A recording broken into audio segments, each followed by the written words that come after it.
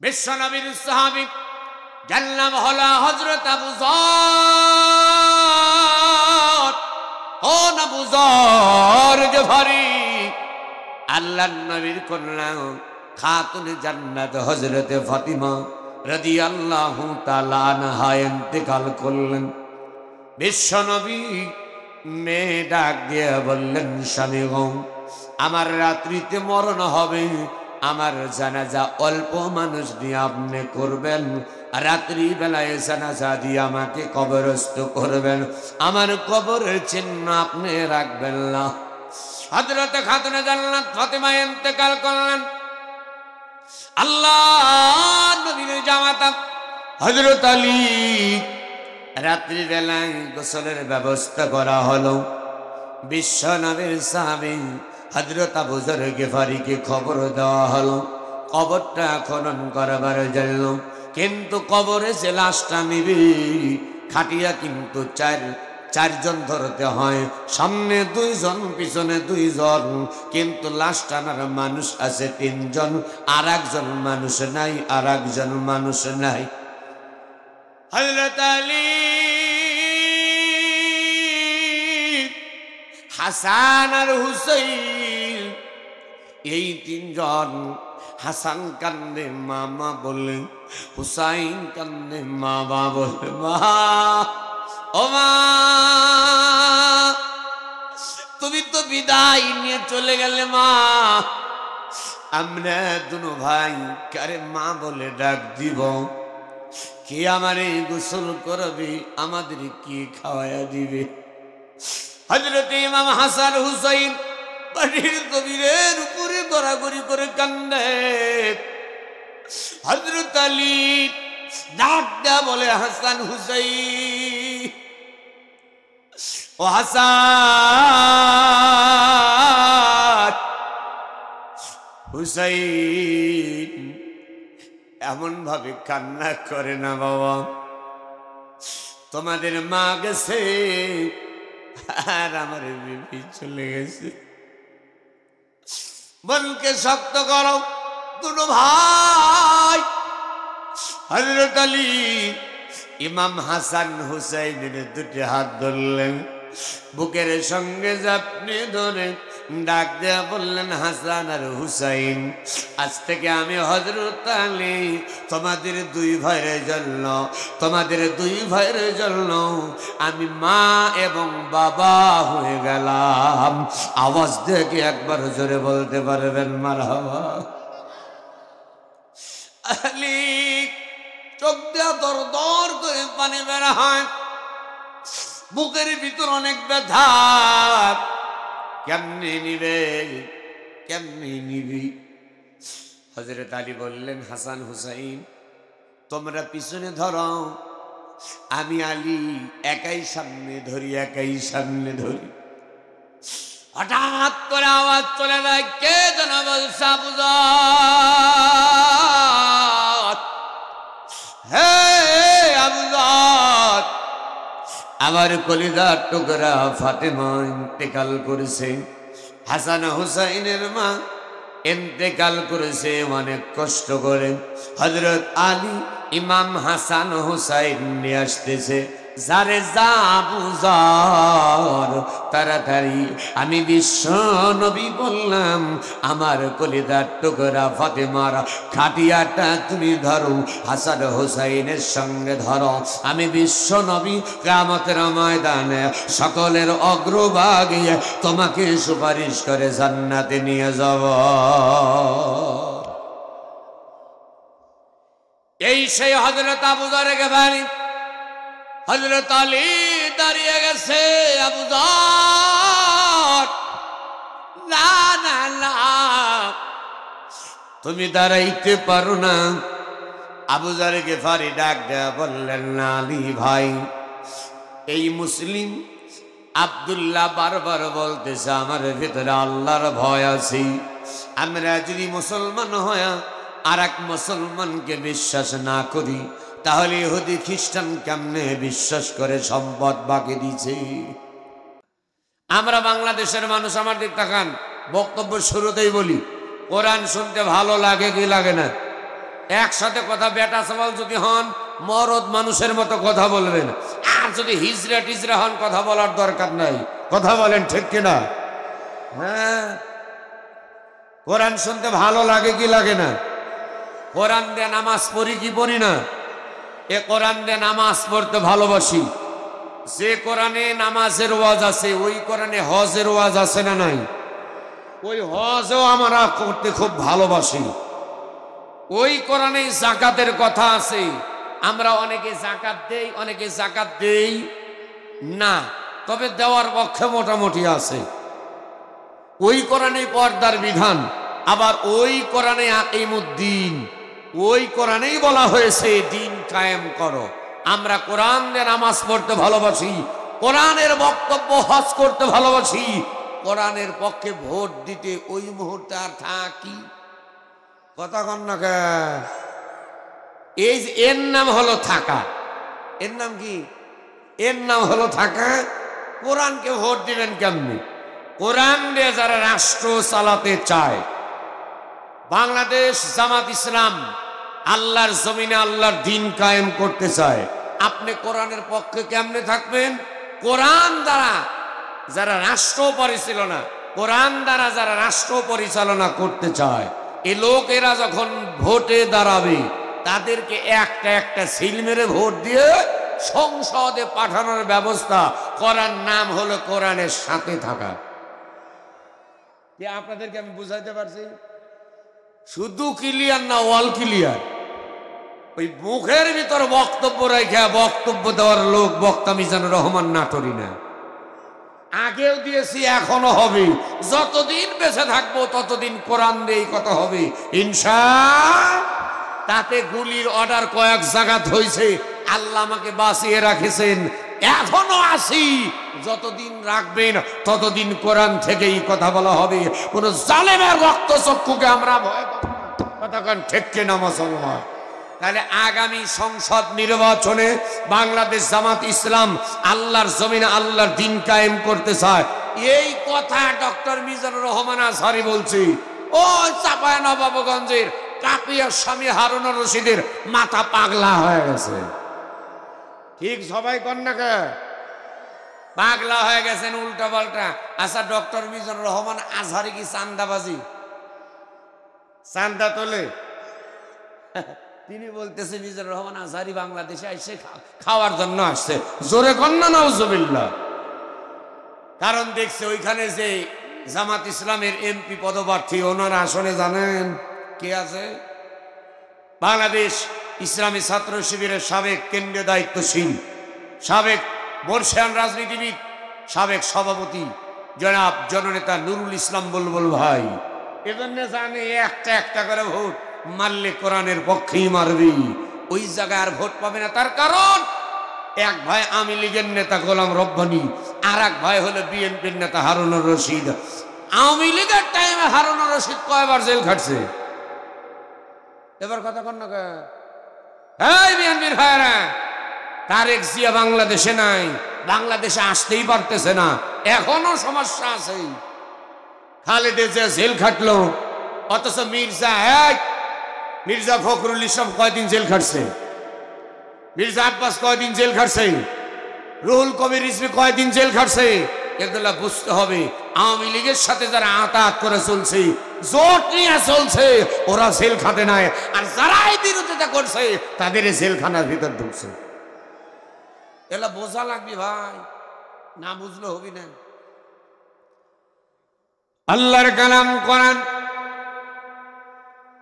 বিশ্বনবী আল্লাহর রাসূল বিদায়ী বক্তব্যের ভিতরে গাড়ি গাড়ি বক্তব্য দেন নাই। আমার নবীজি দুইটা বক্তব্য দিয়ে গেলেন। তারাকতু ফীকুম আমরাইন লন তাদিল্লু মা তামাসসাকতুম বিহিমা কিতাবাল্লাহ ওয়া সুন্নতি রাসূলি। বিশ্বনবী বললেন, তোমাদের মাঝে দুইটা জিনিস রেখে গেলাম, এই দুইটা জিনিস তোমরা যদি আঁকড়ে ধরে রাখতে পারো, তোমরা যদি গ্রহণ করতে পারো, তাহলে কিন্তু তোমরা কখনো পথভ্রষ্ট হবে না। লাইনচ্যুত হবা না, শয়তানের ধোকায় পড়ে তোমরা কখনো বোকা হবে না। এক নম্বর কিতাব আল্লাহ, এক নম্বর হলো আল্লাহর কালাম কোরআন। এইবার একটু আওয়াজ দেহ বলুন তো, কোরআন নাজিল করেছেন যিনি, তিনি কে? ইন্নাহু লাকুরআনুন কারীমুন ফি কিতাবিম মাকনুন।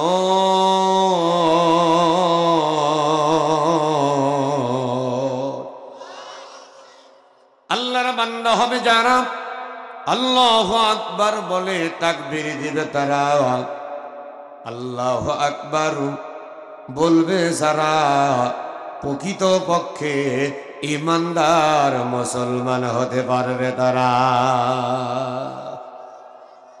এই কোরআনুল কারীম যখন তেলাওয়াত করা হবে, ওই মুহূর্তে বিশ্ব নবী ডাক দেয়া বলেন, উম্মত, আশেপাশে যদি কোনো কবর থাকে আর কোনো কবরে যদি আযাব হয়, কোরআনুল কারীম তেলাওয়াতের বদলতে একদিন নয়, 2 দিন নয়, আমার আল্লাহ রাব্বুল আলামিন 40 দিন কবর আযাব মাফ করে দেয়। কোরআনুল কারীমের মাহফিলে তারা বসে গেছেন, বিশ্ব নবী ডাক দেয়া বলেন, উম্মত, যখন কোরআনুল কারীম থেকে আলোচনা করা হয়, ওই মাহফিলের চতুর্দিক দিয়া আল্লাহর রহমতের নূরের ফেরেশতারা চতুর্দিক দিয়ে বেষ্টন করে দাঁড়িয়ে যায়। সাহাবীরা প্রশ্ন করলেন, ইয়া রাসূলুল্লাহ, ইয়া হাবিবাল্লাহ, নবী গো, ফেরেশতা মণ্ডলীরা কেমনে দাঁড়িয়ে যায়? আমার নবী ডাক দিলেন, হে আমার সাহাবীরা, একজন ফেরেশতা আর একজন ফেরেশতার কাঁধের উপর ভর করতে করতে আল্লাহর বাড়ি আরশে আসিম পর্যন্ত পৌঁছায়া যায়। রব্বুল আলামিন আপনাদের ব্যাপারে কোরআনুল কারীমের ভিতরে বললেন, ইযা কুরিআল কুরআনু ফাসতামিউ লাহু ওয়া আনসিতু লাআল্লাকুম তুরহামুন।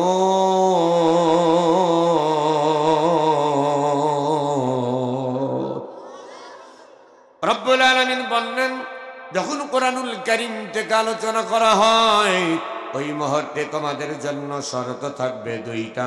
তোমরা যারা কোরআনুল কারীমের মাহফিলের শ্রোতা হবা, 1 নাম্বার চুপ থাকতে হবে, 2 নাম্বার মনোযোগ দিয়ে শুনতে হবে। এই 2টা শর্ত যখন পালন করবে, আমি আল্লাহ রাব্বুল আলামিন আহকামুল হাকিমিন আরশে আজিম থেকে তোমাদের উপরে একটা জিনিস নাজিল করব, লাআল্লাকুম তুরহামুন।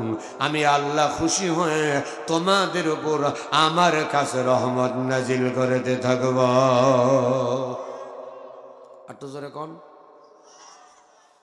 তাহলে এই কোরআনুল কারীমের আয়াতের অর্থ অনুসারে আমরা এই মুহূর্তে আল্লাহর রহমতের ভিতরে না বাহিরে। আর যারা বাহিরে দোকানপাটে ঘোরাফেরা করছে, তারা কি আপাতত রহমতের ভিতরে না বাহিরে? রব্বুল আলামিন বললেন, কুল হাল ইয়াস্তাউিল্লাযীনা ইয়ালামুনা ওয়াল্লাযীনা লা ইয়ালামুন।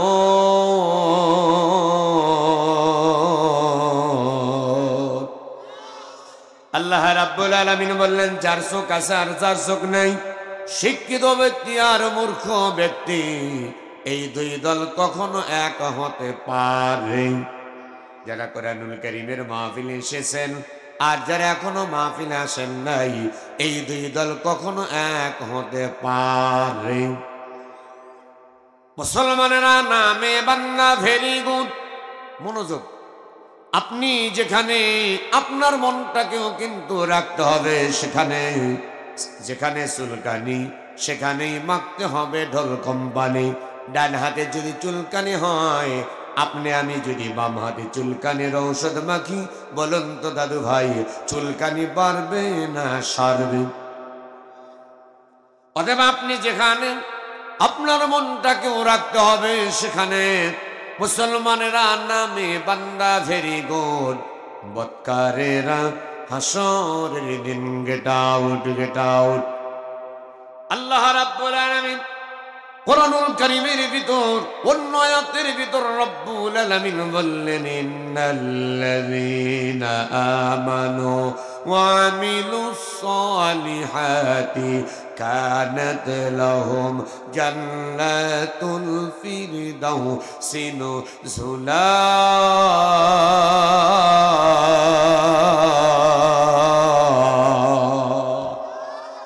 আল্লাহ রাব্বুল আলামিন এক নাম্বার বললেন ইন্নাল্লাযীনা আমানু, নিশ্চয় এক নাম্বার ঈমান আনতে হবে কার উপর? আমি যখন বলবো ঈমান আনতে হবে কার উপর, এই হাতটা দিছেন তিনি কে?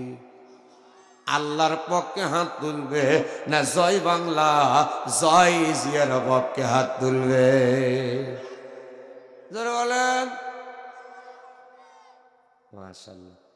এইবার বলুন দাদু ভাই, এক নাম্বার ঈমান আনতে হবে কার উপরে? আলহামদুলিল্লাহ, এইখানে বিভিন্ন দলের বিভিন্ন ধরনের কর্মী আছেন। আগে যারা রাষ্ট্র চালিয়ে গেছে 2-4 জন আওয়ামী লীগের সাপোর্টারও থাকতে পারেন, বিএনপির কর্মী ভাইরা থাকতে পারেন, জাতীয় পার্টির ভাইরা থাকতে পারেন, জামাত ইসলামের লোকেরা থাকতে পারেন, অন্যান্য অঙ্গ সংগঠনের কর্মী ভাইরা থাকতে পারেন। সকল ভাইদের দৃষ্টি আকর্ষণ করে বলছি, আপাতত যত দল করেন ওই দল বাদ দিয়া একটা দলের কর্মী হন, সেটা হলো আল্লাহর দল। একটা বার কি জোরে বলতে হবে কার দল? পৃথিবীর ভিতরে যতগুলা দল আছে, এতগুলা দলের কথা কোরআনেও নাই, হাদিসেও নাই। 2টা দলের আলামিন বলছেন, এক নাম্বার উলাইকা হিজবুল্লাহ, আলা ইন্না হিজবাল্লাহি হুমুল মুফলিহুন। একটা হলো আল্লাহর দল, আর একটা হলো উলাইকা হিজবুশ শাইতান, আলা ইন্না হিজবাশ শাইতানি হুমুল খাসিরুন। আল্লাহর দলের কর্মী যারা, সফল কাম হবে তারা, জান্নাতে যাবে তারা। একবার জোরে কি বলতে পারবেন সুবহানাল্লাহ? শয়তানের দলের কর্মী হবে যারা, ক্ষতিগ্রস্ত হবে তারা, লানত প্রাপ্ত, গজব প্রাপ্ত, অভিশাপ প্রাপ্ত হবে তারা, জাহান্নামে যাবে তারা। আপনাদের দৃষ্টি আকর্ষণ করেছি, আপনারা আল্লাহর দলে না শয়তানের দলে? ফারিকুম ফিল জান্নাহ ও ফারিকুম ফিস সাইর। একদল যাবে জান্নাতে, আর একদল যাবে জাহান্নামে। ডান যাবে জান্নাতে, বাম যাবে জাহান্নামে। আপনারা ডাইনে না বামে? কারা কারা ডাইনে? একটা বার ডান হাত তুলে আল্লাহরে দেখায়া দেন, টান টান করেন এক হাত, শুধু ডান হাত। চাচা একটু টান করেন রে বা, লিল্লাহে তাকবীর। আমাদের সম্মানিত সভাপতি প্রফেসর শামরুল ভাই কিন্তু এখনো হাত তোলে। কেউ তুলবে, কেউ তুলবে না, তা হবে না, তা হবে না। একটু জোরে কি বলতে পারবেন? আল্লাহু আকবার, আলহামদুলিল্লাহ। এইবার বাম দলে অফারিকুম ফিস সাইর, জাহান্নাম। শয়তানের দল যারা, জাহান্নামে যাবে তারা। শয়তানের দলে কে কে আছেন একটু বাম হাত তোলেন। একজন নাই। 3টা জিনিসের সমন্বয় একজন ইমানদার।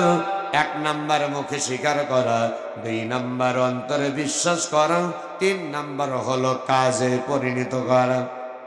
এই 3-এর 1 নাম্বারটা চাইলাম, সেটা হলো মুখে স্বীকার করা। একান্ত আপনজনেরা, আমি নিজে জাহান্নাম থেকে বাঁচতে চাই, জান্নাতে যেতে চাই।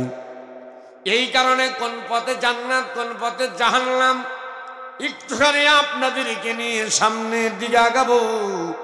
আল্লাহ রাব্বুল আলামিন কোরআনুল কারীমের ভিতর বললেন, ইয়া আইয়ুহাল্লাযীনা আমানু কু আনফুসাকুম ওয়া আহলিকুম নারা।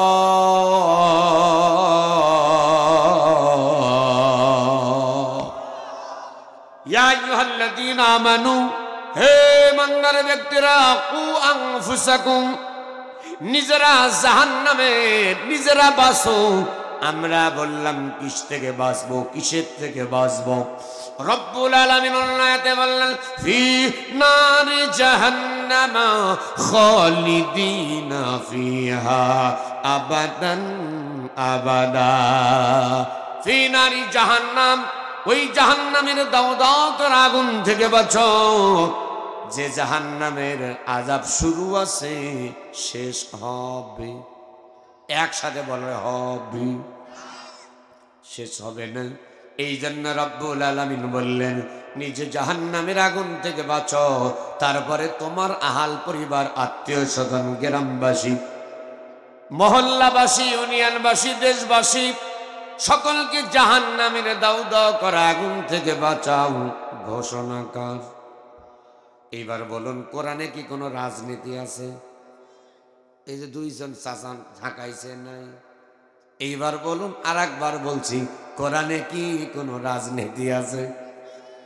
আল্লাহর নবী রাজনীতি করছে কি করেন নাই? বিশ্ব নবী রাষ্ট্র পরিচালনা করলেন কি দিয়া? আমার নবীজি, ভালো করে, আমার নবীজি রাষ্ট্র চালিয়েছেন কোরআন দিয়া। আজকে আমাদের বাংলাদেশে এক শয়তান বলতেছে রাজনীতির সঙ্গে কোরআনের কোনো সম্পর্ক নাই। আমরা এখান থেকে বুঝে নিলাম কোরআনের সঙ্গে ওই শয়তানটার কোনো সম্পর্ক না। হাত তুলে বলেন ঠিক। আবার অনেকে বলতেছে বাংলাদেশ জামাত ইসলাম যারা করে তাদেরকে বলতেছে ধর্মের নামে। এই ধর্ম ব্যবসায়ী না, না না, আমরা ধর্ম ব্যবসায়ী না, আমরা হলাম ধর্মের নামে রাজনীতি করি না, আমরা করি হলো ধর্মীয় রাজনীতি। বলুন দাদু ভাই, ইসলামে ধর্মীয় রাজনীতি আছে না নাই? ভোটের আগে দেখবেন অন্য সময় মাথায় টুপি থাকে না, আপনাদের বুঝাবার জন্য। অন্য সময় মাথায় টুপি থাকে না, ভোট যখন আসে ওই মুহূর্তে কিছু মানুষ দেখবেন মাথায় টুপি, সকালবেলা টুপি পরে বের হয়, সারাদিন বিড়ি সিগারেট যাই খাক না কেন, বিড়ি কিন্তু টানে, টুপি খোলার কিন্তু সময় নাই। সকালবেলা টুপি পরে, সন্ধ্যার সময় বা রাত্রিতে যখন বাড়িতে ফেরে ওই মুহূর্তে কিন্তু টুপি খোলে। ভোট যখন শেষ হয়ে যায়, নির্বাচন শেষ, নেতার মাথা আর টুপি থাকি। আর একটু জোরে বলা লাগে থাকি।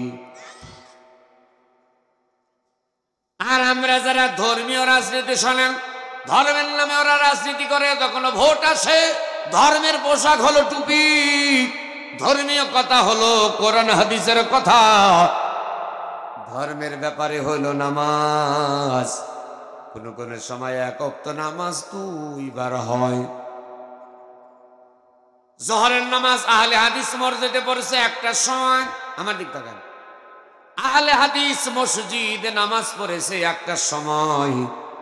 আর যখন হানাফি মাযহাবের ভিতর যখন এসেছে, ওইখান থেকে নামাজ শেষ করে হানাফি মাযহাবের মসজিদে এসেছে, এখন দেখতেছে এইখানে বাজে হইলে আপনার 12টা 1:25। তাহলে এখানে মুসল্লিদের সঙ্গে নামাজ পড়তে হবে। আর মুসল্লিদের কাছে যদি নামাজ না পড়ি তাহলে ভোট তো সভা যাবে না। এই কারণে ওখানেও পড়লো, নামাজ শেষ করে বললেন দাদু ভাই আমি নামাজি, এতদিন ভোটে দাঁড়াই নাই, ভোটে দাঁড়াইলাম, দেখলেন মাথায় টুপি পড়ছি, নামাজ পড়লাম, আল্লাহর রাস্তায় একটা বার আমাদের সুযোগ দেন। এমন কথা বলে কি বলে না? আবার এখানেও নামাজ পড়বে, আবার কোন সময় সারাদিন একক তো হবে না। ভোটের আগে ইসলাম মানে, ভোট গেলে পারে আর ইসলাম মানে। ওরাই হইল ধর্ম ব্যবসায়ী। আমরা ধর্ম কোনো ব্যবসা করি না, ছোটবেলার থেকে ধর্ম মানি, যতদিন বেঁচে থাকবো ইনশাআল্লাহ ততদিন ধর্ম মানবো ইনশাআল্লাহ। আমিরুল মুমিনিন খলিফাতুল মুসলিমিন আমার তাকান, দায়রা ভাবে নজর দিবেন না, সিদ্ধান্ত আপনি নেবেন, আপনার ভোট আপনি দিবেন, যাকে খুশি তাকে দিবেন। আমাকে যদি ভালো লাগে আপনি আমাকে দিবেন, শামরুল ভাইকে যদি আপনার ভালো লাগে শামরুল ভাইকে আপনি ভোট দিবেন। কিন্তু দেখতে হবে আপনি মুসলমান, দেখতে হবে দুইজন, আমিও মুসলমান শামরুল ভাইও মুসলমান, কিন্তু কোরআন হাদিস কার ভিতর কতটুকু আমল আছে। সম্মানিত হাজিরিন, গভীর মনোযোগ নিয়ে কথাগুলো শুনতে হবে। এমন একটা আলোচনা নিয়ে আপনাদের মাঝে হাজির। ইতিপূর্বে এলাকায় যতগুলা মাহফিল করেছি এই আলোচনাটা কোনোদিন আমি করি নাই। আমিরুল মুমিনিন খলিফাতুল মুসলিমিন হযরত ওমর, অদ্দোজাহানের খলিফা, যার নাম হলো হযরত ওমর। অথচ হযরত ওমর বিশ্ব নবীর কাল্লা কাটবার জন্য, আল্লাহ নবীর গর্দান নেওয়ার জন্য ওমর এসেছিল আল্লাহর নবীকে হত্যা করবেন। কিন্তু আল্লাহ রাব্বুল আলামিন হযরত ওমরকে হেদায়েত দিয়ে দিলেন। ওমরের ব্যাপারে বিশ্ব নবী বললেন, আনা খাতামুন নবিয়্যিন লা নাবিয়্যা বাদা, আমি হলাম শেষ পয়গম্বর, আমার পরে কেউ নবী হয়ে দুনিয়াতে আসবে। একসঙ্গে বলেন আসবে। যদি আসতো লাউকানা ওমর, হযরত ওমর, আল্লাহ রাব্বুল আলামিন একটা মানুষকে নবী বানাইতে যা যা লাগে, যতগুলা চরিত্র দরকার হযরত ওমরের ভিতর ততগুলা চরিত্র আছে। কিন্তু নবুয়তে দরজা বন্ধ থাকার কারণে হযরত ওমর কিন্তু নবী হইতে পারবে না। একটা বারো ধরে কি বলতে পারবেন মারহাবা? ওমর রাষ্ট্র চালিয়েছেন কোরআন নিয়ে, ভালো করে বুঝতে হবে। ওমর ন্যায় পরায়ণ একজন বাদশা ছিলেন, আমিরুল মুমিনিন খলিফাতুল মুসলিমিন হযরত ওমর রাজ দরবারে। আমার দিকে লক্ষ্য করুন, আমিরুল মুমিনিন খলিফাতুল মুসলিমিন হযরত ওমর রাজ দরবারে তিনি বসে আছেন, সম্মান করে চেয়ারে বসে আছেন। ডাইনে বামে কিছু মানুষ আছে, বিচারের কাজ কাম চলছে। এমত অবস্থায় তিনজন মানুষ আসলেন, তিনজন যুবক, একজন যুবক মাঝখানে, দুইজন যুবক দুই পাশে। আমি যেমন মাঝখানে, আমার দুই পাশে দুইজন ভাই। হাদি সাহেব এমন ভাবে আমি যেমন তাদের হাত ধরলাম, কিন্তু উল্টাটা আমার দুইটা হাত দুইজন দুই পাশ থেকে ধরছে। আমার বসে আছেন, দুই দল নিয়ে যুবককে সামনে হাজির করলাম। আমিরুল মুমিনিন খলিফাতুল মুসলিমিন ওমর, এই যুবকটা বড় অন্যায় করেছে, অপরাধ করেছে, আমরা আপনার কাছে ন্যায় বিচার চাই। ওমর, আমিরুল মুমিনিন খলিফাতুল মুসলিমিন ডাক দেওয়া বললেন, কি করেছে? আল্লাহ রাব্বুল আলামিন কোরআনুল কারীমের ভিতরে বলেন, ইন্নাল্লাহ ইয়া'মুরু বিল আদলি ওয়াল ইহসান।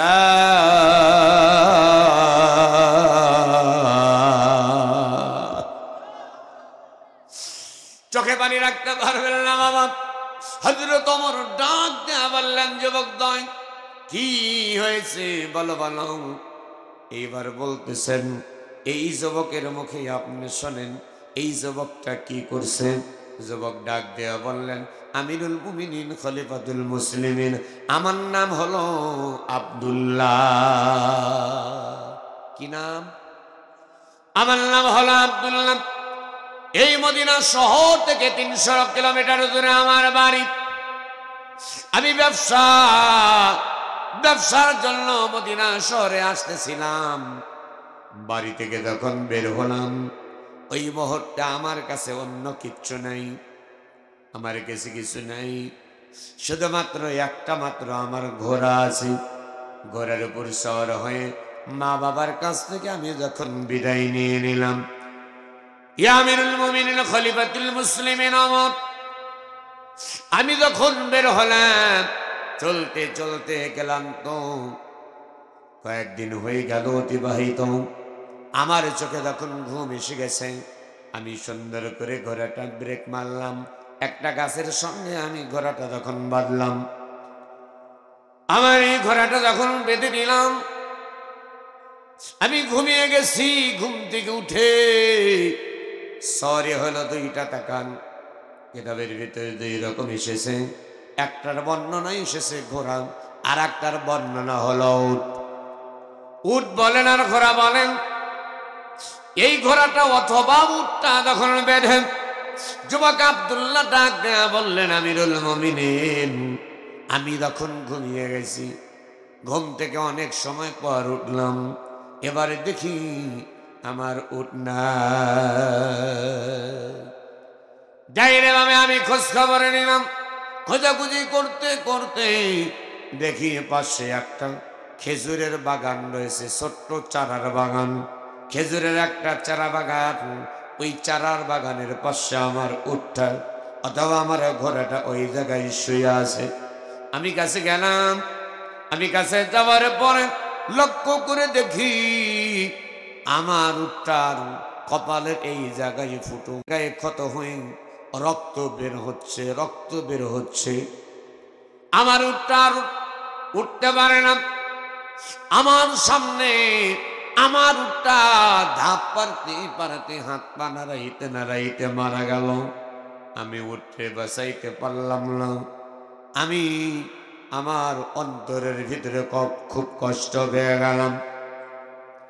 ইয়া আমিরুল মুমিনিন খলিফাতুল মুসলিমিন হযরত, আমি নির্বিঘ্নে তাকিয়ে রইলাম। এমন অন্যায় কাজ কি করলো? আমার উটটারে হত্যা করে ফেললো, পাথরে গিয়ে মেরেছে। আমি এখন এই মরুভূমি রাস্তা কেমনে যাব? কোথায় যাব? কেমনে এত রাস্তা আমি কেমনে যাব? হযরত ওমর রাদিয়াল্লাহু তাআলা আনহুর সামনে এইবার সঙ্গে সঙ্গে যুবক আব্দুল্লাহ ডাক দেয়া বললেন, আমিরুল মুমিনিন খলিফাতুল মুসলিমিন। আমি ডাইনে বামে যখন খোঁজাখুঁজি শুরু করে দিলাম, হঠাৎ করে লক্ষ্য করে দেখি একজন মুরব্বী, দাড়ি পাকা মুরব্বী, বাপজান মানুষ, তিনি দাঁড়িয়ে আছে। আমি তার সামনে গিয়ে সালাম দিলাম, আসসালামু আলাইকুম ওয়া রাহমাতুল্লাহ। ইয়া আমিরুল মুমিনিন, ওই মুরব্বীটা আমার সালাম গ্রহণ করল। আমি ডাক দিয়ে বললাম, চাচা যান, আপনার কাছে একটা জিনিস জানতে চাই। এই মরুভূমি এলাকার ভিতর তো কোনো মানুষকে আমি দেখি না, সেটা আপনার সঙ্গেই দেখা হয়ে গেল।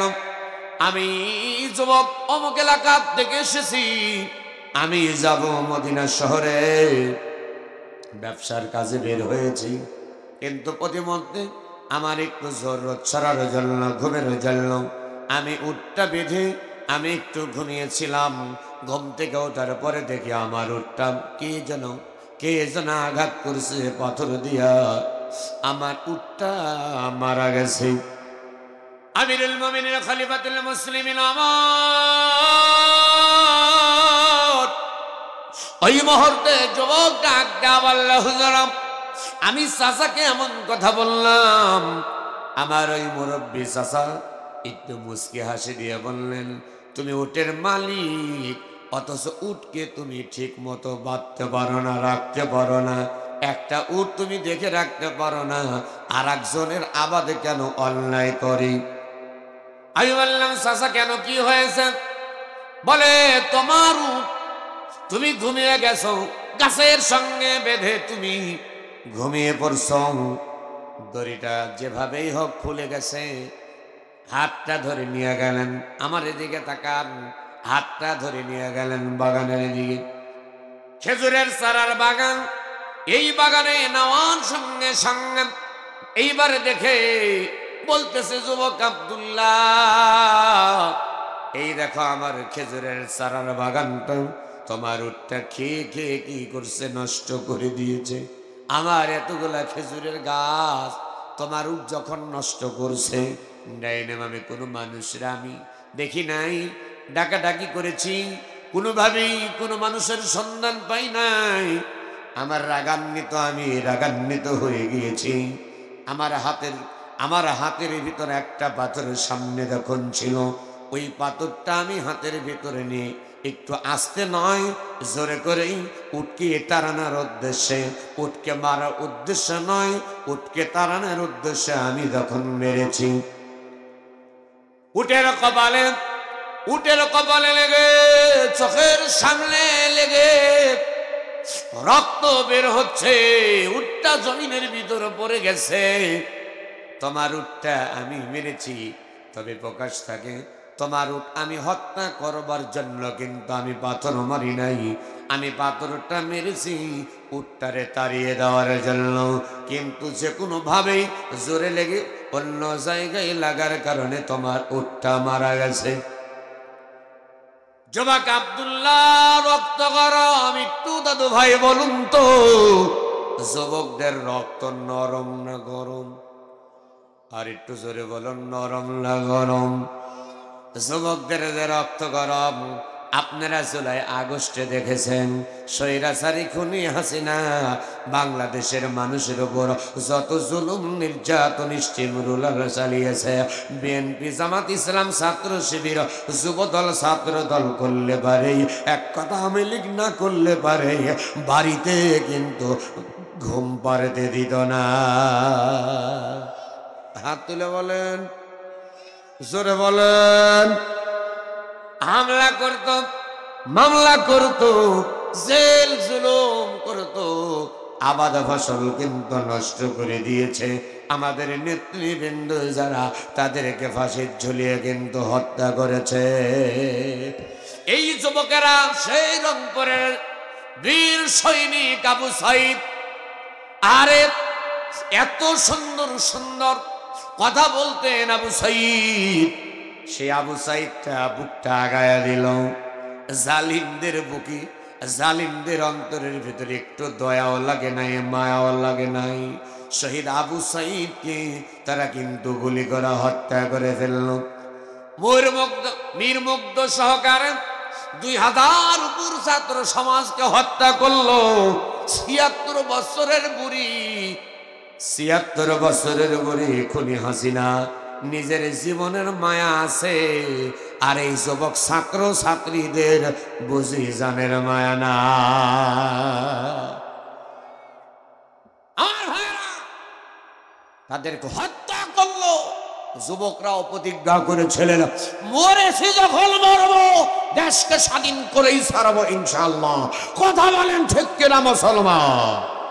শেষ পর্যন্ত গণভবন থেকে পালাতে বাধ্য হয়েছে। কোথায় আমিনি, কোথায় কাদের কাকা, কোথায় গেল ওই জালিমের গরম গরম কথা? কি ঠিক কি বাড়ির যা ভাবিকনে জামাতে বলবেন নাকি? তাহলে জোরে ভালো লাগে।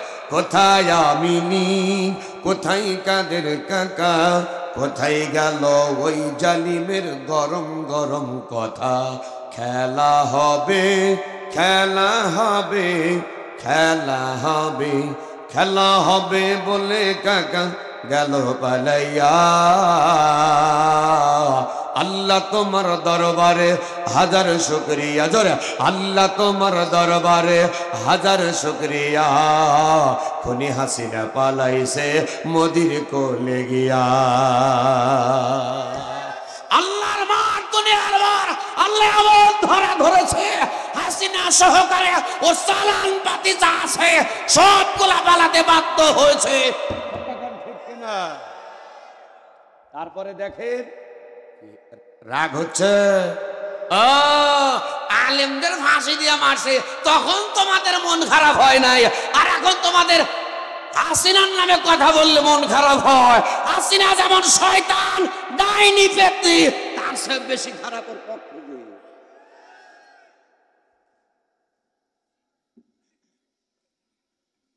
সম্মানিত হাজিরিন, মাঝে মাঝে বুলেটিন দেন, বলে একেবারে বর্ডারের কাছাকাছি আছি, শর্ট করে ঢুকে যাব। কতক্ষণ না শর্ট করে ঢুকে যাব। আমরা বলে রাখছি, ওই যে কাউয়া কাদের বলেছিল জামাত বিএনপি এদের থামাইতে, এদের শেষ করতে আমার নিষিদ্ধ ছাত্রলীগই যথেষ্ট। কতক্ষণ ঠিক কিনা? ওই গুন্ডা লীগ বহু চাপা মারছে, আলেমদের নামে বহু ধরনের বাজে কথা বলছে। ওই সেই সাদ্দাম শয়তান বহুত বাজে কথা বলছে। আল্লামা মামুনুল হক আলেমদেরকে নিয়ে বাজে কথা বলার কারণে আল্লাহ রাব্বুল আলামিন তাদের এমন ধরা ধরছে, ফেরাউনের মতো একেবারেই নীল দরিয়ায় সুবাইয়া সুবাইয়া সামনে ফেরাউনরে মারছে। এই শয়তানরেও দেশ থেকে বের করে দিয়া অন্য জায়গায় আরেকজনের কাছে কোলবালিশ বানায়া দিছে। সম্মানিত হাজিরিন, একান্ত আপনজনেরা, আমি আপনাদেরকে বুঝাচ্ছিলাম হযরত ওমর, এই যে যুবকরা তিনারা কিন্তু তিনাদের শরীর কিন্তু রক্ত কিন্তু গরম, সট করে ঢুকে পড়বে। আমরাও বলছি তুমি ঢোকো, আমরা খপ করে ধইরে তোমাকে আয়না ঘরে বন্দি করে রাখবো। আলেমদের আয়না ঘরে বন্দি করে রাখছো। এই যে আমাদের আমির হামজা, মুফতি আমির হামজা বেশিক্ষণ আর কথা বলতে পারে না, অস্থির হয়ে যায়। মৌলানা রফিকুল ইসলাম মাদানী পুস্কে বক্তা, কি ছোট বক্তা না, ওই বক্তাকে কি রিমান্ড। আল্লামা মামুনুল হক বৌলিয়া রিসোর্টে গেল, তোমার কাবিননামা লাগে না, আর আলেম বৌলিয়া রিসোর্টে গেছি আর কাবিননামা খুঁজতেছ। এখন আল্লামা মামুনুল হক কোথায় আর তোমরা কোথায়?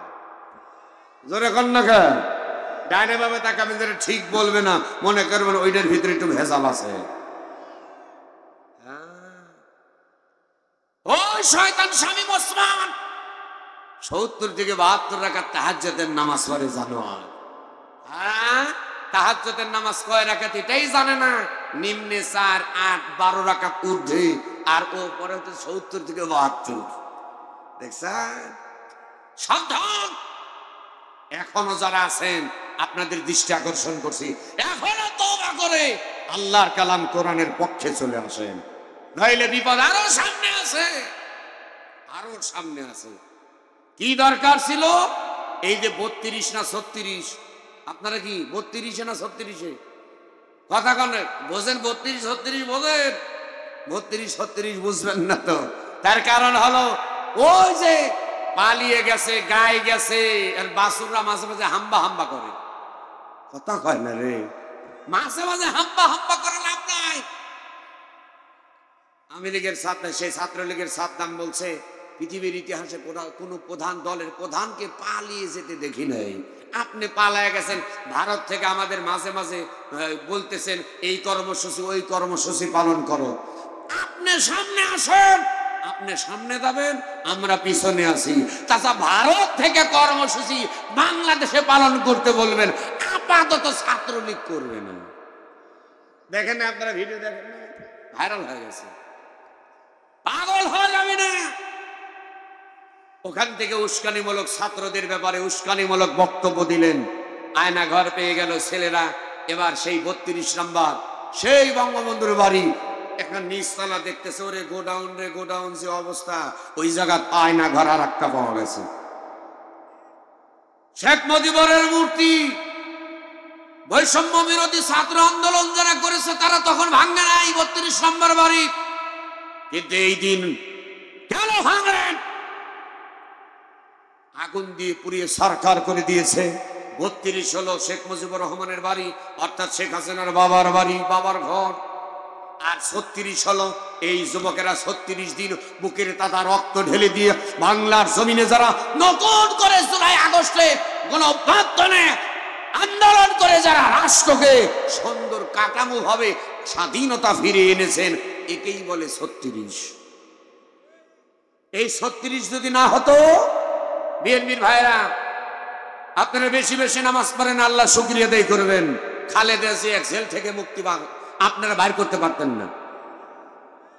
ওই যে বালুর টাক দিয়েছিলেন, বালুর টাক সরাইতে পারেন নাই। এই 36 আন্দোলন, যুবকদেরকে গালি দিবেন না, যুবকদেরকে ধন্যবাদ দিবেন। এই যুবকেরা যদি জীবন না দিত, খালেদা জিয়া মুক্তি পাইত না। তাহলে চিকিৎসার জন্য শেখ হাসিনা কি, খুব কষ্ট লাগতেছে, শেখ হাসিনা কি বলছিল? পদ্মা সেতু বানায় বলছিল খালেদা জিয়া টুস করে ফেলে দিবে। কত মানে হারামি দেখছেন, তুইও প্রধানমন্ত্রী, হেও প্রধানমন্ত্রী ছিল, আরেক পদ্মা সেতু টুস করে ফেলে দেবে, মানে মারিয়ে ফেলবি। আর ইউনুসের ব্যাপারে বলছেন ও টুস করে ধরবে আর চুবাবে, চুবাবে আর তুলবে। দেখছেন আল্লাহর মার, একসাথে ভাই বলা লাগবে ভাই, আল্লাহর মার। ধর ধর ধরে না, আপনারা বলে ধরলে আল্লাহ, আমি বলবো ধর ধর ধরে না, আপনারা ধরলে আল্লাহ, ধর ধর ধরে না। বুঝছেন ইউনুসে তুলবে। এখন বর্তমান বাংলাদেশে সব চাইতে দুইটা ডাক্তার, সব চাইতে দুইটা ডাক্তার আলোচিত। এক নম্বর হলো ডক্টর ইউনুস, আর 2 নম্বর হলো ডাক্তার শফিকুর রহমান। যেরকম না কেন ডাক্তার শফিকুর রহমান ফেরিওয়ালা, গরিবের ফেরিওয়ালা। এই মানুষটা কিসের ছোট কিসের বড়, ধনী গরিব নাই, সবার সামনে মানুষের কাছে দাঁড়ে দাঁড়ে ছুটিয়ে বেরিয়েছে। সেই ইউনুসকে সুভাবে তুলবে, সুভাবে তুলবে, অথচ বাংলাদেশের বর্তমান গদিতে আছে ডক্টর ইউনুস। আর খালেদা জিয়াকে আল্লাহ সম্মান দিছে, কাতারের প্রধানমন্ত্রী বিশেষ এয়ার লাইসেন্স বিমান পাঠিয়ে চিকিৎসার জন্য লন্ডনে পাঠিয়েছে। যেরকম ঠিক কিনা? আমার আমি আপনাদের মাঝে যুবকদের রক্ত নরম না গরম এই বিষয়ে কথা বলছিলাম। কিন্তু কোন যুবক, যেই যুবকের ভিতর কোরআন হাদিসের জ্ঞান আছে, যেই যুবকেরা 14ই ফেব্রুয়ারি বিশ্ব বেহায়া দিবস, কুত্তা দিবস যারা পালন করবে না। যুবক আব্দুল্লাহ ডাক দেয়া বললেন, আমিরুল মুমিনিন খলিফাতুল মুসলিমিন, চাচারে বললাম, চাচা আপনি কিন্তু কাজটা ঠিক করেন নাই। আপনি পাথর দিয়ে কেন, পাথর দিয়ে কেন আপনি ছুঁড়ে মারবেন, পাথর দিয়ে কেন আমার উট তাড়াবেন? আপনি এমনি লাঠি দিয়ে অথবা হাত দিয়ে রশি টেনে আপনি তাড়িয়ে দিতে পারতেন, অথবা ওই রশি ধরে আপনি গাছের সঙ্গে বেঁধে রাখতে পারতেন। কিন্তু না, তা না করে আপনার পাথর মেরে আমার উটটারে হত্যা করছে।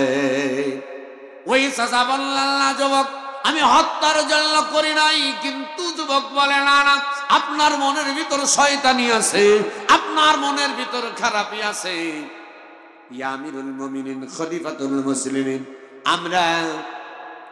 আমি যুবক আব্দুল্লাহ ওই মুরব্বী চাচার সঙ্গে কথা বতন যখন শুরু হয়ে গেল, তর্ক বিতর্ক হয়ে গেল। চাচাও রাগান্বিত, আমিও রাগান্বিত। আমাকে মারার জন্য চাচা পাথর তুলছে, আর চাচাকে মারার জন্য আমি পাথর তুলেছি।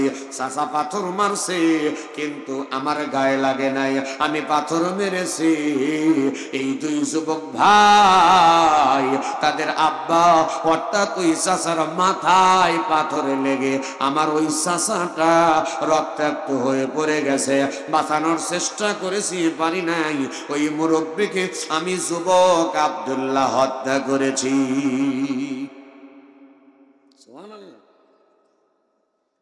ইয়া আমিরুল মুমিনিন খলিফাতুল মুসলিমিন, আমি স্বীকার করলাম, এখানেই ক্ষান্ত নয়। আমি যখন ভুল করে ফেললাম, রাগ মানুষকে নষ্ট করে ফেলে। রাগ হলো হারাম। জোরে বলেন, রাগ কি? রাগ হলো হারাম। এই জন্য এই ধরনের রাগ করা জায়েজ, রাগ করা এই ধরনের জায়েজ নাই। ওই মুহূর্তে আমি দাঁড়িয়ে গেলাম, ওয়ালিল্লাহিল মাশরিক ওয়াল মাগরিব। পূর্ব দিক থেকে সূর্য উঠেছে, পশ্চিম লগ্নে যখন ঢুকতেছে, চতুর্দিকে যখন অন্ধকার আর অন্ধকার হয়ে আসতেছে, আমি যুবক আব্দুল্লাহ ইয়া আমিরুল মুমিনিন খলিফাতুল মুসলিমিন, কেউ যখন আসে না, আমি কাউরে পাই না, ভুল করে ফেলেছি, চোখ দিয়ে দর দর করে পানি বের হয়। আল্লাহ রে বললাম, আল্লাহ আমি তো একটা মানুষ হত্যাকারী হয়ে গেলাম, আমি একজন খুনি হয়ে গেলাম। হাসরের ময়দানে জাহান্নাম ছাড়া কিছু পাবো না।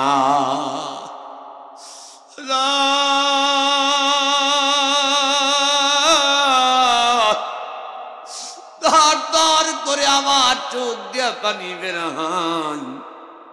আর এই চাচার লাশটা ধরে আমি কাঁদতেছি, আল্লাহর কাছে তওবা করতেছি, আল্লাহ আমি তো মারতে চাই নাই, রাগ উঠেছে, মেরেছি, গায়ে মারছি, কিন্তু মাথায় লেগে রক্ত বের হয়ে বড় ক্ষত হয়ে মানুষটা ইন্তেকাল করেছে। এই মানুষটার কোথায় বাড়ি, কি পরিচয়, সন্ধ্যা পর্যন্ত রইল। মাগরিবের আজান আজান ভাব, না না কোনো তো মানুষ পাই না। দূর দেশে দেখা যায় পশ্চিম দিক থেকে দুইজন যুবক আসতেছে। এই যুবকেরা কাছে আসলেন, আমি একটু দূর থেকে সালাম নিলাম।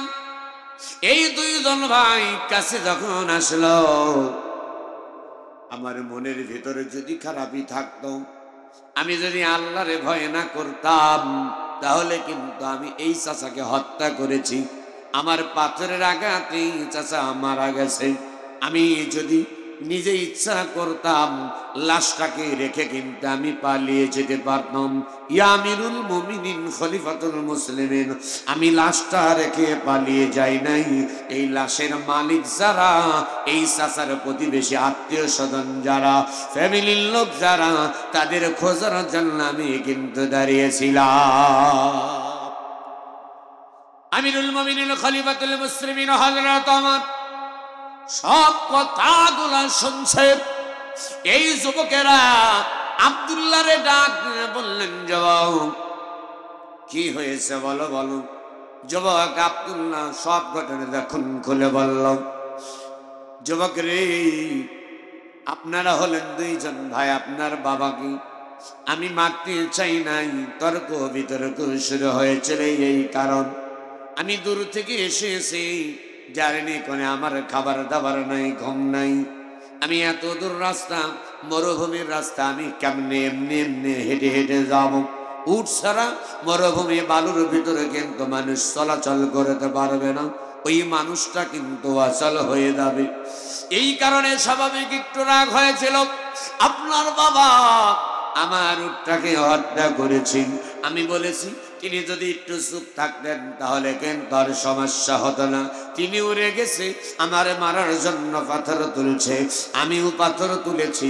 তিনি আমারে মারছে, আমার গায়ে লাগে নাই, আমি মারছি তার মাথায় লেগে গিয়ে রক্ত বের হতে হতে এক পর্যায়ে আপনাদের বাবা মারা গেছে। আমি ভুল বুঝতে পেরে আমি দাঁড়িয়ে আছি। ও যুবক, আপনারা দুইজন ভাই, আপনাদের বাবাকে যখন হত্যা করেছি, আমার যা বিচার করার দরকার আপনারা আমার বিচার করো না, আমার তাতে কিন্তু কোনো আপত্তি নাই। একটা বার জোরে কে বলতে পারবেন মারহাবা? আর একটু জোরে বলেন মারহাবা। যুবক মারছে, ইচ্ছা করলে চলে যেতে পারতো।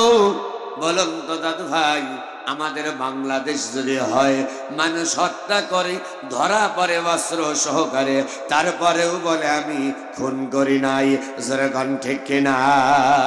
নিজের সিয়া ঠিক রাখার জন্য, গদি ঠিক রাখার জন্য আমাদের বর্তমান সেনাপ্রধান জেনারেল ওয়াকারুজ্জামানকে বলা হয়েছিল, হাজার হাজার লক্ষ লক্ষ ছাত্ররা ময়দানে যখন রাস্তায় নেমেছে, তিনি বলেছিলেন খুনি হাসিনা, তিনি বলেছিলেন শুট মি মানে ফায়ার করো, হাজার হাজার জনতা মারা যাক, তাতে আমার আপত্তি নাই, আমার দরকার হইল সিয়া। আর হ্যাঁ, এইবার যুবক তিনি কথা তখন স্বীকার করলেন।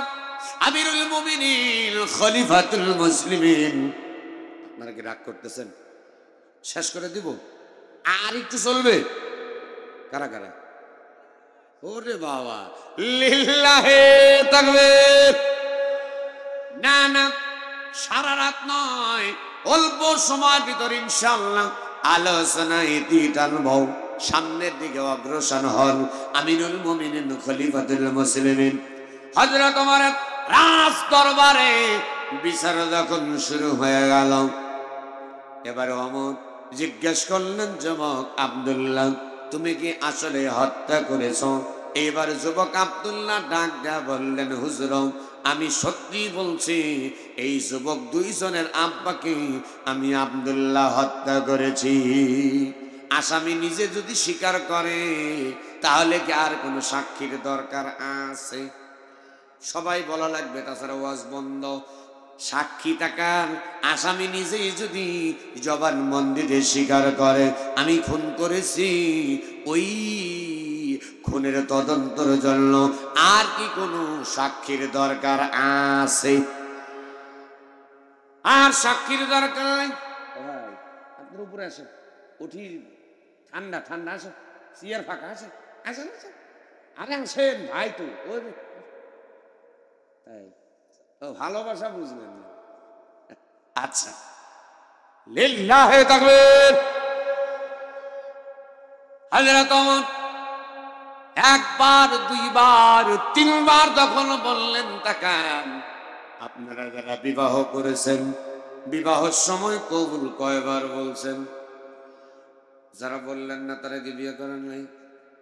এই যারা বিবাহ করছেন বিবাহের সময় কবুল কয়বার বলছেন? তিনবার কবুল বললেন। কবুল কবুল কবুল। ওই মেয়েটাকে কিন্তু বলা হয় নাই স্বামীর পা টেপা লাগবে, গা টেপা লাগবে, মাথায় তেল মালিশ করে দিতে হবে, মেসেজ করে দিতে হবে, জ্বর আসলে এবারে সুন্দর করে মালিশ করতে হবে, এমন কথা কি ওই মেয়েটাকে বলা হয়? শ্বশুর শাশুড়ির খেদমত করা লাগবে, ভাত রান্না করা লাগবে, গোয়াল ঘরের গরুর গোবর এইগুলা সব পরিষ্কার করতে হবে। কবুল বলার আগে এমনটা কি বলা হয়? কবুল মানে কি শুধু বলে আপনি অমুকের বেটা অমুক, আপনাকে বিবাহ করতে এসেছে, 1,20,000 এত টাকা তেলমোহর ধার্য করিয়া, এত টাকা নগদ, এত টাকা বাকি রাখিয়া আপনাকে শাদী করতে আসিয়াছে। আপনি যদি রাজি থাকেন তাহলে বলুন আলহামদুলিল্লাহ কবুল। একবার, দুইবার, তিনবার যখন বললেন, ওই মেয়েটা জানে এই কবুলের ভিতরে স্বামীর পা টেপা আছে, এই কবুলের ভিতরে ভাত রান্না আছে, এই কবুলের ভিতরে গোয়াল ঘর পরিষ্কার করা আছে, এই কবুলের ভিতরে ছেলে মেয়েকে লালন পালন করা আছে, এই কবুলের ভিতরে শ্বশুর শাশুড়ির খেদমত আছে, এই কবুলের ভিতরে ননদের খেদমত করতে হবে, ননদের শ্বশুর বাড়ির লোকজন আসবে, তাদের রান্না বান্না করে খাওয়াতে হবে। এক কথা, স্বামীর বাড়িতে যখন যাব, ওই স্বামীর বাড়ির যত কাজ আছে সব কাজ ঠিক মতো পালন করার নাম হলো কবুল। আমরা যখন বলেছি উদখুলু ফিস সিলমি কাফা, ইয়া আইয়ুহাল্লাযীনা আমানু উদখুলু ফিস সিলমি কাফা, হে ঈমানদার ব্যক্তিরা তোমরা ইসলামের ভিতর পরিপূর্ণ দাখিল হও। এই পরিপূর্ণ দাখিলের ভিতর নামাজ রয়েছে, রোজা রয়েছে, হজ রয়েছে, যাকাত রয়েছে, আল্লাহর জমিনে দিন কায়েম রয়েছে। কথা বলেন ঠিক কিনা? সাক্ষী যখন নিজেই জবানে বন্ধে দিলেন, আর সাক্ষীর দরকার নাই। হযরত ওমর খাতার ভিতর আমার দিক তাকান, সুন্দর করে রায় দিয়ে দিল, আগামী মাস রমজান মাসের মনে করেন 1 তারিখ রোজ শুক্রবার, আগামী রমজান মাস রোজ শুক্রবার জুমার নামাজের পরে এই যুবক আব্দুল্লাহ ফাঁসি দেওয়া হবে। আল্লাহ রাব্বুল আলামিন বললেন, وكتبنا عليهم فيها أن النفس بالنفس والعين بالعين والأنف بالأنف والأذن بالأذن والسن بالسن والجروح قصاص।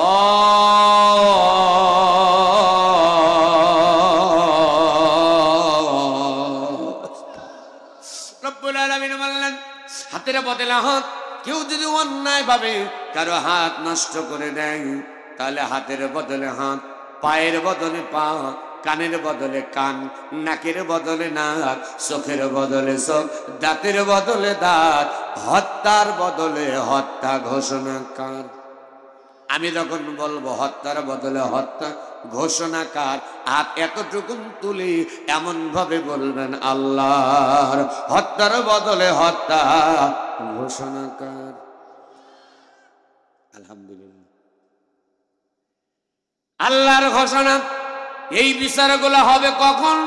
আল্লাহর কোরআন দিয়ে রাষ্ট্র পরিচালনা করা হবে যখন, কোরআনওয়ালারা ক্ষমতায় যাবে যখন, কোরআনের পক্ষে আইন পাশ হবে তখন।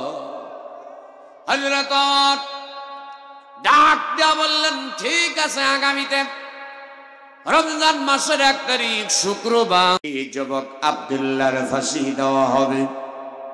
যুবক আব্দুল্লাহ কোনো কিছুই বললেন না, খালি একটা কথাই বললেন, ইয়া আমিরুল মুমিনিন খলিফাতুল মুসলিমিন, আমি ব্যবসার কাজে যখন বের হয়েছি, এক ইয়াহুদির সঙ্গে আমি লেনদেন করি।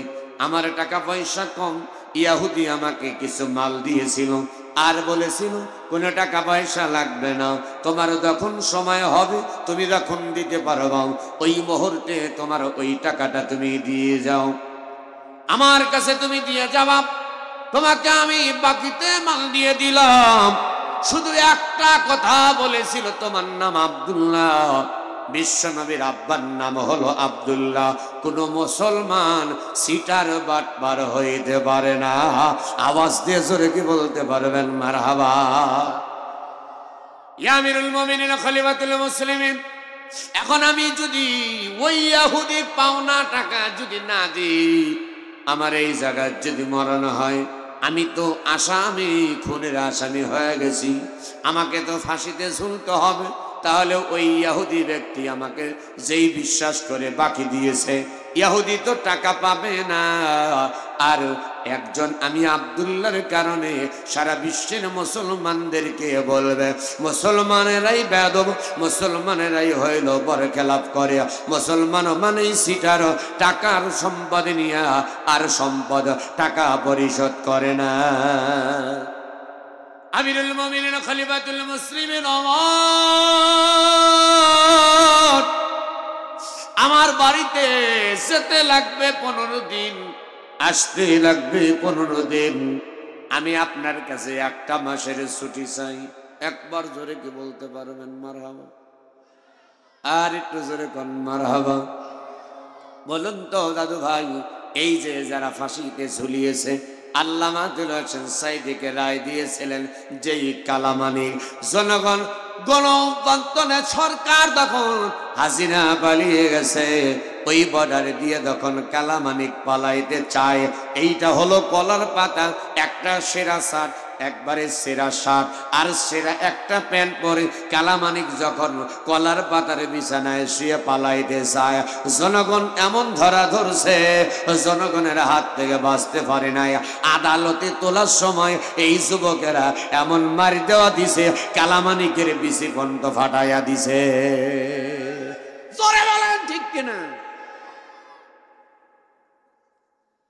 1 মাসের ছুটি আমাদের প্রিয় আল্লামা দেলোয়ার হোসেন সাইদি রহিমাহুল্লাহকে, একজন ভালো নিরপরাধ মানুষকে 1 বছর নয় 2 বছর নয় মিথ্যা মামলা দিয়া দীর্ঘ 13টি বছর জেলের কারাগারে বন্দী করে রেখেছিল।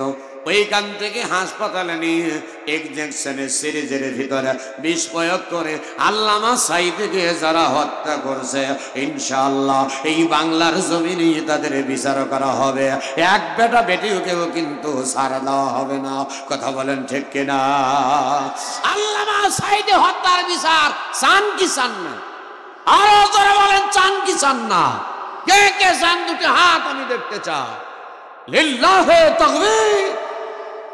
আলহামদুলিল্লাহ। কোরআনের পাখি বললেন, তিনার মা মারা গেলেন, তিনার ভাই মারা গেল, মায়ের জানাজায় কিন্তু অনেক আসামিদের ছুটি দেওয়া হয় না। অবন্ধ যুবক যখন 1 মাসের ছুটি যায়, ফাঁসির আসামি আদালত থেকে বলে তোমার যদি কিছু খাইতে মন চায় অমুক দিন তোমার ফাঁসি। সাধ্যের মতো যদি হয় তাহলে খাবারটা দেয়, সাধ্যের বাহিরে হলে কিন্তু আর তাকে সুযোগ দেওয়া হয় না।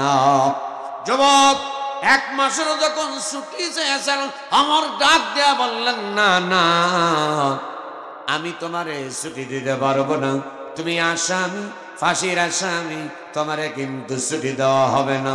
এইবার যুবক ডাক দিয়ে বললেন, আমিরুল মুমিনিন খলিফাতুল মুসলিমিন, আমি ইচ্ছা করলে কিন্তু পালিয়ে যেতে পারতাম, কিন্তু আল্লাহর ভয় অন্তরে থাকার কারণে আমি পালিয়ে যাই না। আল্লাহু আকবার। যুবক কথাগুলো যখন বললেন, বিশ্ব নবীর একজন জলিলুল কদর সাহাবী লাব্বাইক বলে দাঁড়িয়ে গেলেন। হাতটা তুললেন, ইয়া আমিরুল মুমিনিন খলিফাতুল মুসলিমিন। বারবার যখন বলছেন, আপনি ইচ্ছা করলে কিন্তু আপনি ছেড়ে দিতে পারেন। হযরত ওমর ডাক দেয়া বললেন, সাহাবী, ও রাসূলুল্লাহর সাহাবী, তোমার যদি ওই যুবক আব্দুল্লাহর প্রতি যদি এত বিশ্বাস থাকে, তাহলে আব্দুল্লাহর বদলি তুমি জেলখানার ভিতরে যাও, আর আব্দুল্লাহরে আমি ছেড়ে দেব। 1 মাস সময় দিলাম, এই সময়ের ভিতরে যদি আব্দুল্লাহ না আসে, এ রাসূলুল্লাহর সাহাবী, তাহলে কিন্তু তোমাকে ফাঁসির ঝোলে লাগবে। বিশ্ব নবীর সাহাবী যার নাম হলো হযরত আবু যর, ও আবু যর গফারি, আল্লাহর নবীর কন্যা খাতুন জান্নাত হযরত ফাতিমা রাদিয়াল্লাহু তাআলা আনহা ইন্তেকাল করলেন। বিশ্ব নবী মেয়ে ডাক দিয়ে বললেন, স্বামী গো, আমার রাত্রিতে মরণ হবে, আমার জানাজা অল্প মানুষ দিয়ে আপনি করবেন, রাত্রি বেলায় জানাজা দিয়ে আমাকে কবরস্থ করবেন, আমার কবরের চিহ্ন আপনি রাখবেন না। হযরত খাতুনে জান্নাত ফাতিমা ইন্তেকাল করলেন। আল্লাহর নবীর জামাতা হযরত আলী, রাত্রি বেলায় গোসলের ব্যবস্থা করা হলো। বিশ্ব নবীর সাহাবী হযরত আবু যর গফারিকে খবর দেওয়া হলো কবরটা খনন করবার জন্য। কিন্তু কবরে যে লাশটা নিবি, খাটিয়া কিন্তু চারজন ধরতে হয়, সামনে 2 জন, পিছনে 2 জন, কিন্তু লাশ টানার মানুষ আছে 3 জন, আর একজন মানুষ নাই, আর একজন মানুষ নাই। হযরত আলী,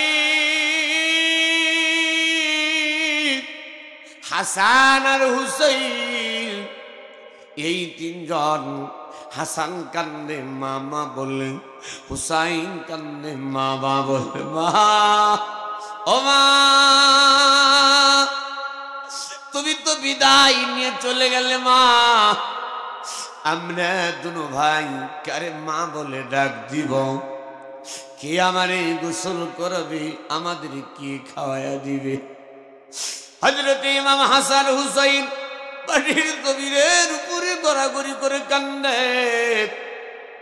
হযরত আলী ডাক দেয়া বলে, হাসান হুসাইন, ও হাসান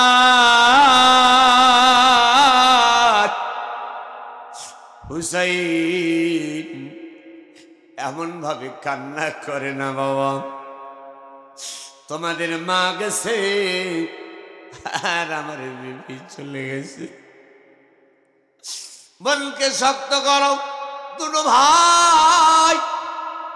হযরত আলী ইমাম হাসান হুসাইনের 2টি হাত ধরলেন, বুকের সঙ্গে জাপনে ধরে ডাক দেয়া বললেন, হাসান আর হুসাইন, আজ থেকে আমি হযরত আলী তোমাদের 2 ভাইয়ের জন্য, তোমাদের 2 ভাইয়ের জন্য আমি মা এবং বাবা হয়ে গেলাম। আওয়াজ দেখে একবার জোরে বলতে পারবেন মারহাবা? আলী চোখ দেয়া দর দর করে পানি বের হয়, বুকের ভিতর অনেক ব্যথা। কেমনে নিবে, কেমনে নিবি? হযরত আলী বললেন, হাসান হুসাইন, তোমরা পিছনে ধরো, আমি আলী একাই সামনে ধরি, একাই সামনে ধরি। হঠাৎ করে আওয়াজ চলে যায়, কে যেন বলছে, আবু যর, হে আবু যর, আমার কলিজার টুকরা ফাতেমা ইন্তেকাল করেছে, হাসান হুসাইনের মা ইন্তেকাল করেছে অনেক কষ্ট করে। হযরত আলী ইমাম হাসান হুসাইন নিয়ে আসতেছে, যারে যা আবু যর, তাড়াতাড়ি আমি বিশ্ব নবী বললাম, আমার কলিজার টুকরা ফাতেমার খাটিয়াটা তুমি ধরো, হাসান হুসাইনের সঙ্গে ধরো, আমি বিশ্ব নবী কিয়ামতের ময়দানে সকলের অগ্রভাগে তোমাকে সুপারিশ করে জান্নাতে নিয়ে যাব। এই সেই হযরত আবু যর গিফারি। হযরত আলী দাঁড়িয়ে গেছে, আবু যর, না না না, তুমি দাঁড়াইতে পারো না। আবু যর গিফারি ডাক দেয়া বললেন, না আলী ভাই, এই মুসলিম আব্দুল্লাহ বারবার বলতেছে আমার ভিতরে আল্লাহর ভয় আছে, আমরা যদি মুসলমান হয়ে আর এক মুসলমানকে বিশ্বাস না করি, তাহলে ইহুদি খ্রিস্টান কেমনে বিশ্বাস করে সম্পদ বাকি দিছে। আমি দায়িত্ব নিলাম, কারাগারের ভিতরে হযরত আলী তাকান, হযরত আলী তাকিয়ে আছে, সাহাবায়ে কেরামেরা তাকিয়ে আছেন। হযরত আবু যর গিফারিকে কারাগারের ভিতরে বন্দী করা হলো। যুবক আব্দুল্লাহকে যখন ছেড়ে দেওয়া হলো, যুবক আব্দুল্লাহ এমন ভাবে হাত ধরে বলতেছেন, আবু যর গিফারি,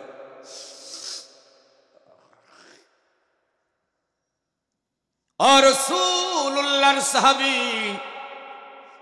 আমি বেদবি করে ফেললাম, আমার কারণে আপনি কারাগারের ভিতরে ঢুকলেন, ইনশাআল্লাহ আপনার বিশ্বাস আমি নষ্ট করব না। আল্লাহু আকবার বলতে বলতে, লিল্লাহি তাকবীর, আল্লাহু আকবার বলতে বলতে বাড়িতে চলে গেলেন। বাড়িতে যাওয়ার পরে মা জননীর সঙ্গে কথা বললেন, বাবার সঙ্গে সব কথা বললেন। এইবার কিছু সম্পদ যে ইহুদি পাবে, ওই ইহুদির থেকে ইহুদির জন্য এই সম্পদ টাকাটা নিয়ে নিলেন। মা ডাকটা বললেন, বাবা আব্দুল্লাহ,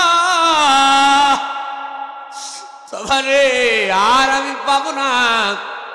মা গোসল করাইয়া দেয়, সন্তানের গাটা পরিষ্কার করে দেয়।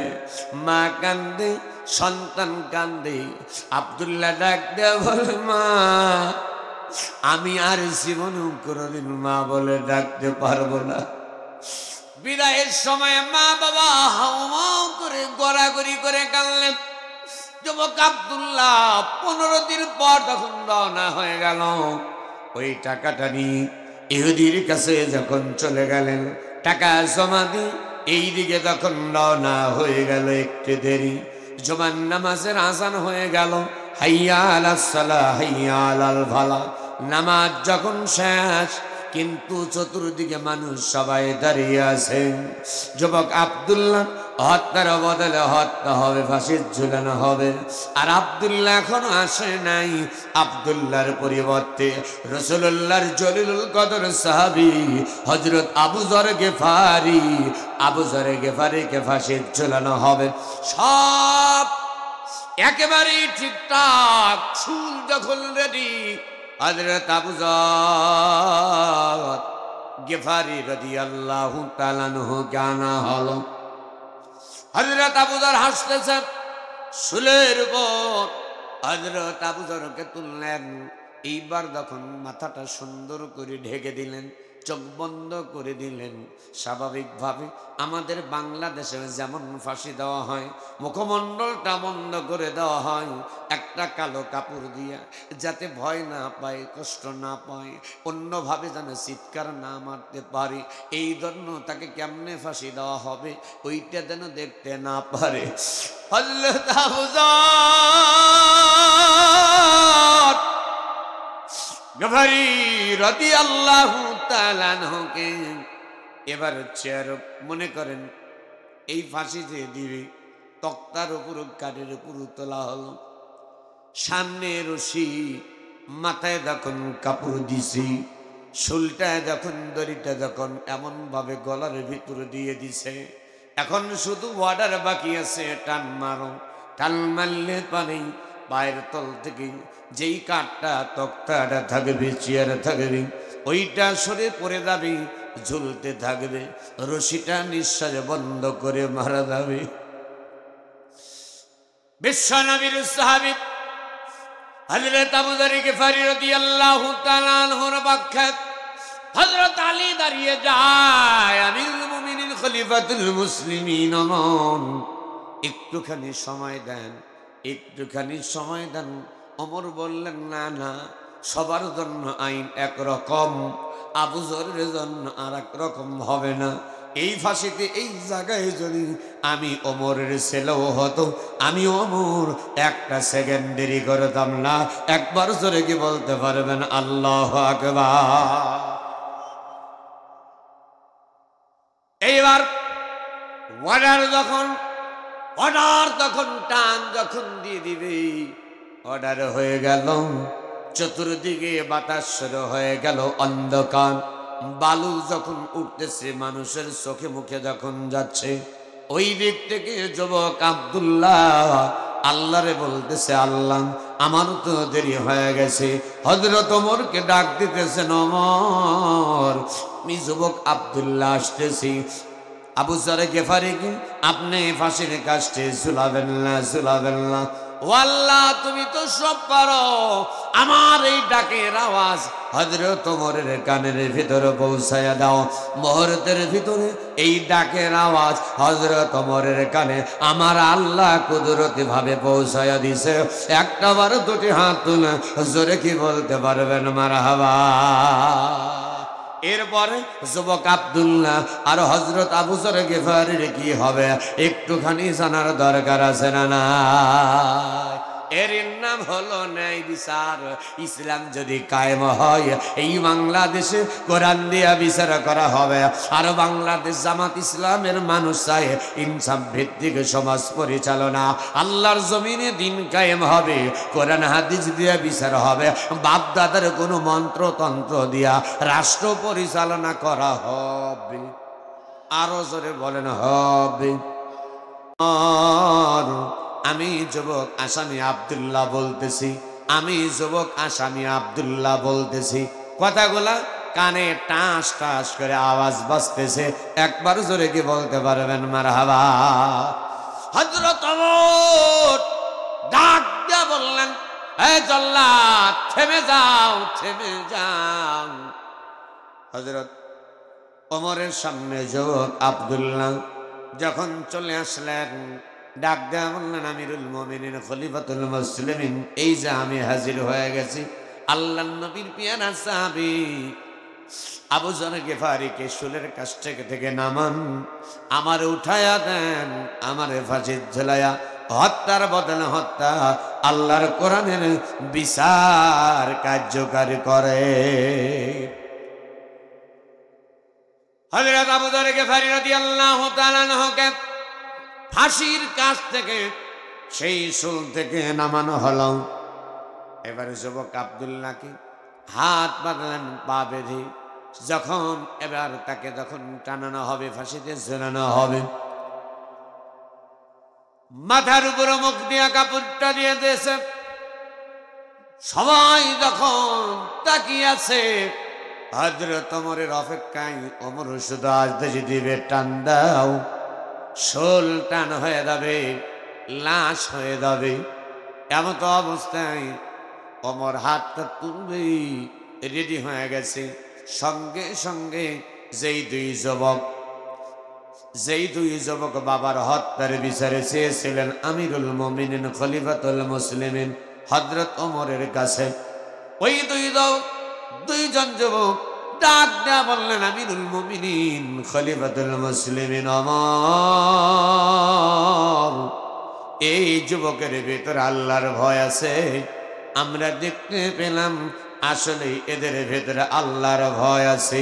যদি ভয় না থাকতো বুঝতে পারলাম আমার আব্বারে ইচ্ছা করে মারে নাই। এত সুযোগ পাবার পরেও তখনও চলে যায় নাই। এখন ইচ্ছা করলে বাড়ি থেকে না আসলেও কিন্তু পারত। তাকে আনার জন্য কোনো সিআইডি দেওয়া হয় নাই, কোনো পুলিশ নিয়োগ দেওয়া হয় নাই, একা একা ছেড়ে দেওয়া হয়েছে, একা একাই চলে এসেছে। আমরা দুনো ভাই আমাদের মামলা প্রত্যাহার করে নিলাম। যুবক আব্দুল্লাহরে মাফ করে দিলাম। এতদিন ছিলাম আমরা দুই ভাই, আজ থেকে যুবক আব্দুল্লাহ আমাদের ভাই, আজ থেকে আমরা তিন ভাই হয়ে গেলাম। একটা বার জোরে কি বলতে পারবেন মারহাবা? সম্মানিত হাজিরিন, আল্লাহর ভয় যতক্ষণ পর্যন্ত অন্তরের ভিতরে না আসবে ততক্ষণ পর্যন্ত গুনাহকে আমরা গুনাহ মনে করব না। আল্লাহর ভয় যদি অন্তরে থাকে অবশ্যই কোরআন সর্বক্ষেত্রে আমরা পালন করতে চাই কি চাই না? তাহলে কোরআন দিয়ে যদি রাষ্ট্র পরিচালনা করা হয় ভালো হবে না খারাপ হবে? সবাই বলেন, এবার বলেন, কোরআন দিয়ে যদি রাষ্ট্র পরিচালনা করা হয় ভালো হবে না খারাপ হবে? এই কোরআন কি শুধু জামাত ইসলামের মানুষের জন্য? সারা বাংলাদেশের মানুষের জন্য? সারা বিশ্বের সকল মানুষের জন্য আল্লাহ কোরআন নাজিল করেছেন। চিল্লাকন সুবহানাল্লাহ। কোরআন মানলে জান্নাত, না মানলে জাহান্নাম। আপনারা কি জান্নাতে যেতে চান না জাহান্নামে? তাহলে আমরা বুঝলাম কোরআন সর্বক্ষেত্রে সর্ব জায়গায় কোরআন মানতে হবে। তারই নামই হলো ইবাদত। তারই নাম কি? পার্লামেন্ট, রান্নাঘর থেকে পার্লামেন্ট ঘর পর্যন্ত সব জায়গায় কোরআন ব্যবস্থাপনার নামই হলো ইবাদত। এখন ভোট কি? ভোটটা কি? এবার কথা কর না, ভোটটা কি? ভোট হলো ইবাদত। কালকে মাহফিল করছি নাটোর গুরদাসপুর, একজন করছে ইবাদত না। আমি যখন বুঝাই দিলাম করছে হুজুর আগে জানি নাই ভোটও ইবাদত।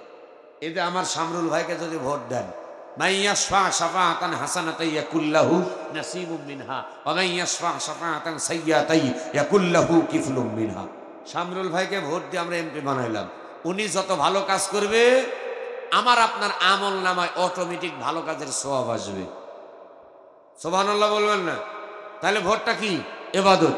ভাই ভোট দিয়ে বানাইলাম, উনি যদি মানুষ খুন করে কিয়ামতের আদালতে আমরা ভোট দিয়ে এমপি বানানোর কারণে মানুষ খুন করছে, কিয়ামতের আদালতে আমার আপনার আমল নামায় মানুষ হত্যা, খুন খুন খুন খুনির কাতারে দাঁড়াইতে হবে। ওই যে ভোট যদি না দিতেন এমপি হইতো না, আর এমপি না হলে খুন করতো না। এই কারণে ভালো করলে সওয়াব পাবো, খারাপ করলে গুনাহ হবে। ভালো কাজ করলে জান্নাত, খারাপ কাজ করলে, জোরে বলেন, খারাপ কাজ করলে জাহান্নাম। আমরা কেউ কি জাহান্নামে যেতে চাই? এবার বলেন, ভালো লোকে ভোট দেওয়ার দরকার, এমপি বানানো দরকার, না চোর সুরটাকে এমপি বানানো দরকার? তোমার আমার মার্কা ভালো লোকের মার্কা নাকি? হ্যাঁ, তোমার আমার মার্কা কোরআন হাদিসের মার্কা। ইনশা তাহলে কোরআন হাদিসের মার্কার লোক, তোমার আমার মার্কা দাড়িপাল্লা মার্কা। কথা কন না কে? তোমার আমার মার্কা। ও অন্যরা যদি বিএনপির লোক যদি ধানের শীষে ভোট চাইতে পারে, আওয়ামী লীগের লোক যদি নৌকাত ভোট চাইতে পারে, তাহলে জামাতের লোক কেন চাইতে পারবে না? আমরা হুজুর জামাত ইসলাম করি, আওয়ামী লীগ করি না তো। কোরআনের দল আমরা চাই বিএনপি যদি ক্ষমতায় যায় নামাজের বিল পাস করুক, যাকাতের বিল পাস করুক, চোর চোরে করলে হাত কেটে দাও। আমরা চাই যে দল ক্ষমতায় যাক আল্লাহর কালাম কোরআন দিয়ে বিচার ফয়সালা করুক। যত যায় দেখবে। চাঁদ সাহেব যদি এমপি হয় আমার সমস্যা নাই, যদি কোরআন দিয়ে রাষ্ট্র চালায় কোনো সমস্যা নাই। কিন্তু কোরআন দিয়ে রাষ্ট্র চালাবি না, বড় বড় লেকচার যেই দেই আমরা তাদের গ্রহণ করব। আল্লাহ তাআলা আমাদের এই জিনিসগুলা বোঝার তৌফিক দান করুন। সকলে বলে আল্লাহুম্মা আমিন।